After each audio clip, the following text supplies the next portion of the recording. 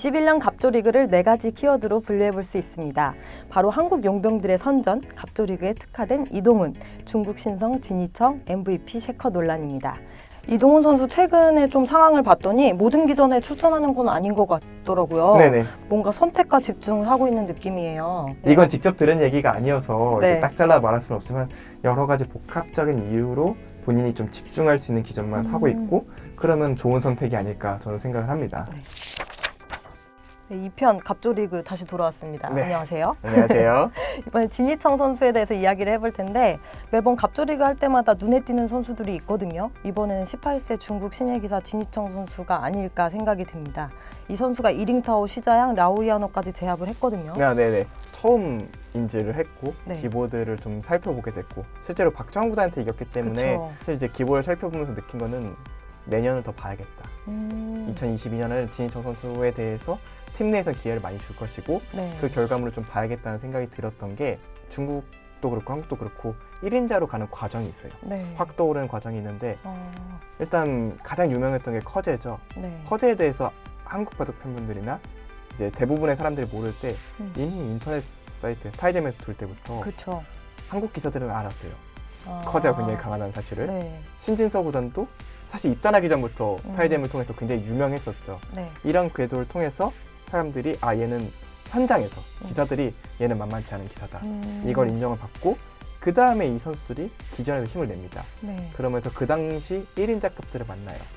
이번에는 커제 구단도 그랬고 신진서 구단도 그랬고 이세돌 구단 다 만났었어요. 네. 그리고 그걸 이겨내면서 1등이 됐었고 음. 실제로 이세돌 구단도 이창원 구단을 이기면서 올라갔던 거란 네. 말이에요. 그런 코스를 많이 겪고 있는데 지금 현 시점에서 그런 역할을 하고 있는 것은 전 세계에서 딱 한 명, 왕싱하오예요.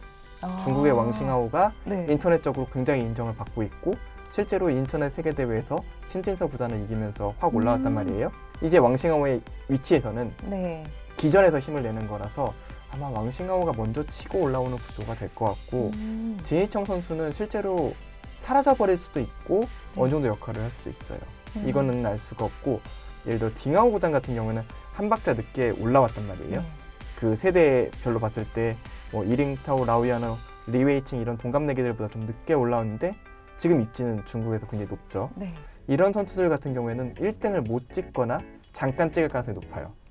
왜냐면 커제를 일단 이겨야 되잖아요. 네. 근데 커제도 일단 만만치가 않은데 커제를 이기고 나면 아마 왕싱하오가 뒤에 있을 거예요. 네. 그러면 세대적으로 밀릴 가능성이 높아서 아마 저는 중국의 차세대 1등은 왕싱하오, 투샤오이 이쪽 경합이랄 거라고 생각이 되고 네. 진이청 선수는 제가 볼 때는 갑조리그의 잔류를 1년 정도 더 경험을 해봐야 네. 그 다음에야 이제 진가를 알 수 있다고 저는 생각을 합니다. 말씀하신 것처럼 좀 살펴보긴 해야 될 텐데 정규리그에서 5승 5패, 포시즌에서 5승 2패를 기록을 했어요. 네. 뭐 18세 나이고 무명 기사고 네. 중국 랭킹 157위밖에 되진 않는 기사인데 네. 어쨌든 대단한 성적인 건 맞죠? 굉장히 좋은 성적이에요. 근데 네. 이제 성적과 내용이 비례를 해야 기사들이 인정을 해주거든요. 네. 내용적으로 측면을 보면은 아직 평범한 신예 기사 중에 하나다. 하지만 이런 선수들이 보통 자신감을 얻으면 실력이 쫙 올라가는 경우도 있기 때문에 다음 연도를 지켜봐야 된다고 생각이 되는데 네. 문제는 이제 상대하는 기사들이 진이청을 인식하고 경계하기 시작했을 때 이길 수 있는 수준이냐라고 물었을 때는 저는 아니라고 봐요. 과거 성적이나 평범한 성적으로 돌아갈 가능성이 현재로서는 높다. 네. 다만 이 자신감이 어떤 역할을 할지는 잘 모르겠다. 네. 이걸 좀 지켜봐야 되는 것 같습니다. 그럼 한국 선수랑 좀 비교를 해보면 어떨까 싶은데요. 18세면 한국의 문민종이나 뭐 고또래 권효진 선수 정도 되겠더라고요. 그럼 비교해보면 문민종 선수는 이미 17세에 글로비스배에서 우승을 했고요. 당시에 뭐 셰커나 라오이아노, 리에이칭 선수까지 다 꺾었거든요. 좀 또래의 경쟁자라고 봐도 될까요? 글쎄요. 더 센 기사들이 많아서 신경을 쓰지 않을 것 같은데 네. 사실 문민종 선수 같은 경우에도 이제 약간 진이청 선수랑 좀 비슷한 케이스라고 봐야 되거든요. 잘 보이지 않다가 이제 글로비스배 우승하면서 확 올라왔고 네. 그 다음에 이제 문민종이라는 기사들이 경계를 하면서 조금 주춤했던 시기도 있지만 다시 또 그걸 이겨내고 있는 과정이라고 생각을 하거든요. 네. 이런 과정을 통해서 젊은 기사들이 성장을 하고 있기 때문에 위쪽에 이제 신진서 구단이라든가 더 강자들을 바라보고 있을 가능성이 네. 높고 또래라면 이제 한국의 한우진 선수 정도가 또 네. 비슷한 또래로 보이는데 한우진 선수가 현장에서 조금 인정을 받고 있어요.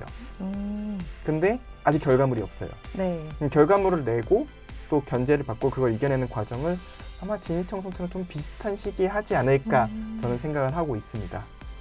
중국에서도 진희청 선수가 막 선전을 하니까 신이 나가지고 떠오르는 별 막 신성이다 막 이런 얘기들도 많이 하더라고요.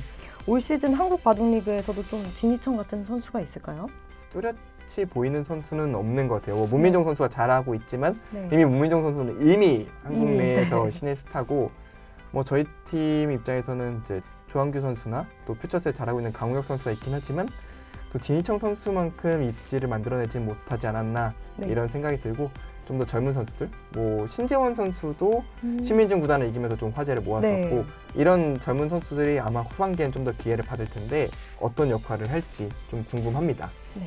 다음은 MVP 셰커 논란에 대해서 좀 얘기를 해봐야 될 것 같아요. 셰커 선수가 MVP를 받았는데 좀 논란이 많이 됐거든요. 같은 팀 수볼 항저우의 신진서 선수가 있잖아요. 네네. 포시즌에서 다전 전승하면서 우승에 또 공을 세웠는데 셰커 선수는 반대로 이동원 선수한테 챔피언 결정전 1, 2차전에서 모두 졌거든요. 맞아요. 정규리그에서 보면 10승 5패로 또 자랑할 성적은 아니었어요. 저는 셰커 구단이 10승 5패를 한 게 정말 잘했다고 생각을 하고 있고 그래요? 수준 이상으로 해내고 있다고 네네. 생각을 하고 한국 선수가 받는 규정이 없었기 때문에 그러니까 자국 내 선수를 주는 게 규정이었기 때문에 고민 끝에 나온 결론이라고 생각을 하는데 네. 우승팀에도 꼭 줘야 된다는 규정이 없었다면 딩하오 구단을 주는 게 맞았다라고 생각이 들고 네. 저는 딩하오 구단 같은 경우에는 팀 내 주장으로서 너무 좋은 성적을 거뒀기 때문에 딩하오를 줬더라면 논란은 좀 없지 않았을까, 좀 줄지 않았을까라는 생각을 합니다. 네. 그 중국 바둑 팬들 중에 셰커의 MVP 수상으로 갑조리그 격이 떨어졌다라는 말까지 나오더라고요.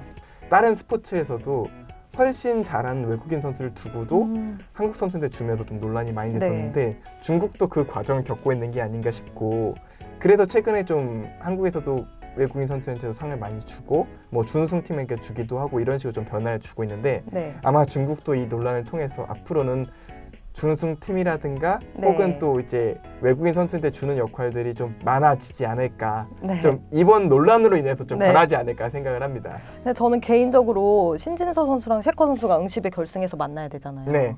그래서 일부러 좀 약간 기살려주기 한 게 아닐까라는 생각도 든 게 셰커가 좀 중국 랭킹 15위고 네네. 이렇다 할 성적을 못 보여줬거든요. 네, 제 생각에는 그 어떤 사람보다 스스로가 부끄러울 게 셰커거든요. 네. 제가 봤을 때는 이동호 선수랑 1승 1패만 했더라도 네. 그렇게 부끄럽지 않았을 거예요. 왜냐하면 1승 1패를 했으면 신진서 구단과 딩하오 구단의 경기가 의미가 없었어요.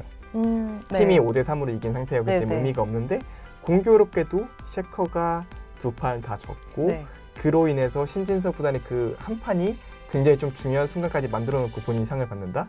제가 봤을 때는 셰커 구단이 제일 부끄러웠을 것 같기 때문에 오히려 이거는 독이 될 가능성이 높다. 저는 이렇게 생각을 합니다. 셰커가 2패를 한 걸 보고 또 중국 바둑 팬들이 아무래도 응시배가 무기한 연기돼야 될 것 같아 라는 말까지 하더라고요. 차기 대회 전날 한들 신진서 구단이 질까? 저는 이렇게 생각을 합니다. 몇 년이 미뤄진다고 해서 신진서 구단이 이슈, 군입대라든가 이런 이슈가 발생하지 않는 이상 신진서 구단이 과연 셰커 구단한테 질까? 이런 생각을 하고 있고 그 2000년생 중국 강자들이 굉장히 많아요. 동갑내기 중에서 셰커 구단도 있지만 이제 라오이아나라든가 리웨이칭, 이링타오, 딩하오 이런 강자들이 굉장히 많은데 아마 또래에서 신진서 구단을 이기는 근처까지 갈 기사는 딩하오 구단밖에 없는 것 같고 왕싱하오라 투샤오이 진이청 좀 뒤쪽으로 가야 뭔가 신진서 선수랑 좀 대결을 펼칠 수 있지 않을까 싶고 신진서 구단을 이길 기사 나오기는 어려울 것이다. 개인적으로 이렇게 생각을 하고 있습니다. 신진서 구단 예전에 질문을 했는데 딩하오 선수를 꼽으면서 좀 껄끄럽다라고 얘기를 한 적도 있어요. 그 인터뷰 때문에 딩하오 구단이 쭉 올라간 것도 있어요. 아, 그래요? 왜냐하면 아무도 몰랐는데 신진서 구단이 신경을 쓴다고 생각하니까 이제 본인 스스로도 좀 더 올라간 부분이 있는데 저는 신진서 구단이 딩하오 구단한테 좀 지지 않을 거라고 생각하는 이유 중에 하나가 스타일이 좀 비슷한 부분이 동년배에선 더 밀어낼 수가 있거든요. 그래서 저는 오히려 이런 체력적인 이슈 좀 이런 피로감만 아니면 저는 신진서 구단이 잘 이겨내지 않을까 싶고 왕싱하오 선수한테도 안 밀릴 거라고 생각하는 이유가 왕싱하오 선수 스타일이 좀 비슷해요. 그러니까 같은 스타일은 같은 스타일을 밀어내기 좀 쉽지 않다라고 저는 생각을 하기 때문에 여태까지 세계 1인자 계보를 보면은 이제 조은현 구단과 이창호 구단이 다른 건 다 아실 테고 이창호 구단과 이세돌 구단도 다르고 이세돌 구단과 커젤 구단도 다른데 커젤 구단과 또 신진서 구단 좀 다르거든요. 그쵸. 이제 같은 주먹으로 붙는 것보단 보자기가 나오는 쪽이 네. 승산이 높지 않겠느냐. 이제 개인적으로 그렇게 생각하고 있습니다. 끝으로 갑조리그 상금에 대해서 이야기를 좀 해볼까요? 좀 상금하면은 또 재밌잖아요. 부러워요, 사실.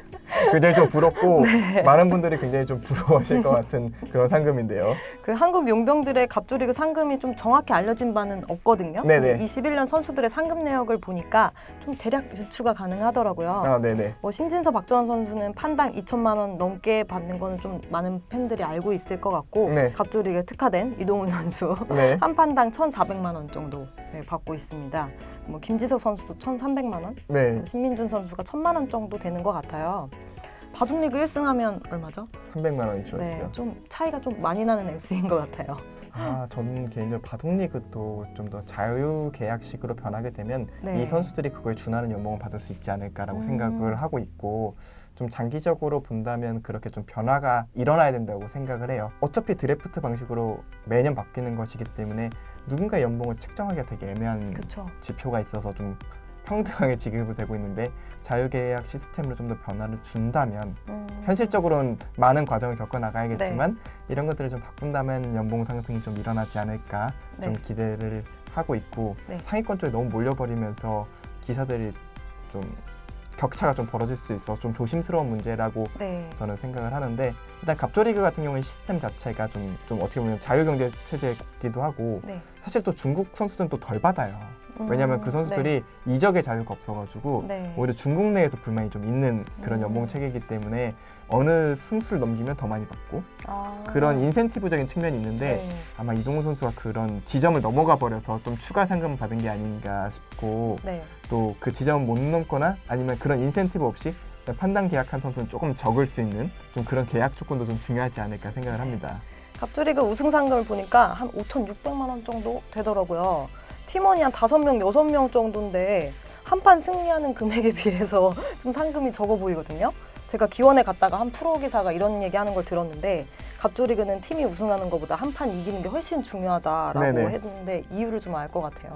이제 좀 명예적인 측면이 좀 더 큰 것 같고요. 네. 사실 한국 바둑리그는 반대로 우승 상금이 굉장히 크죠. 그쵸. 그러니까 우승을 하기 위해서 팀원들이 좀 뭉치는 그런 게 있기 때문에 약간의 이런 차이점은 분명히 있다고 생각이 되고 이 얘기를 이제 동료 기사들과 농담 삼아 했어요. 박정환 구단이 이제 포스트 시즌에서 본인도 인정할 만큼 손시현 선수가 한 수만 잘 두면 던져야 되는 상황에서 실수를 하면서 이겼거든요. 그래서 농담 삼아 이제 길 가다가 이 큰 돈을 주우면 어떤 기분일까 약간 이런 농담을 했는데 박정환 구단은 진짜 승부사라고 느껴졌던 게 이기고 기쁜 표정이 아니라 약간 찝찝한 표정, 그렇죠? 내가 왜 이런 내용을 뒀지? 네. 이게 스스로에 대한 그 약간 열의를 느꼈기 때문에 집에 돌아가서는 어떤 표정을 지었을지가 사실 개인적으로 너무 궁금한데 네. 아마 박정환 구단 그 시점에서는 본인 스스로의 내용이 좀 부족하다고 생각을 했던 것 같아서 역시 1등 최강자 그룹에 있는 것은 다른 격에 있는 기사들이구나라고 생각을 하게 된 포인트도 있었습니다. 네.